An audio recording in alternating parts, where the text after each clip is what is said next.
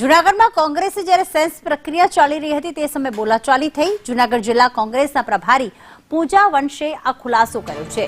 કરશન સોલંકી કોંગ્રેસનો કાર્યકર્તા છે જ નહીં તેવું પૂજા વંશનું કહેવું છે।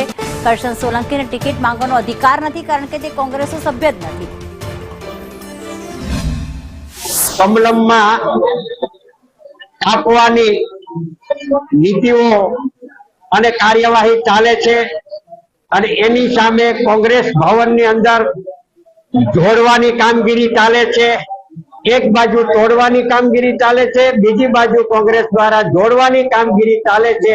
જે વ્યક્તિ કોંગ્રેસ પક્ષનો સભ્ય નથી, કોંગ્રેસ પક્ષ સાથે જોડાયેલા નથી, એવા વ્યક્તિને ભાજપ દ્વારા કોંગ્રેસ કાર્યાલયે મોકલીને કોંગ્રેસની જે વ્યવસ્થા જે છે એ વ્યવસ્થાને તોડવા માટે ભાજપ દ્વારા માણસો મોકલવામાં આવે છે।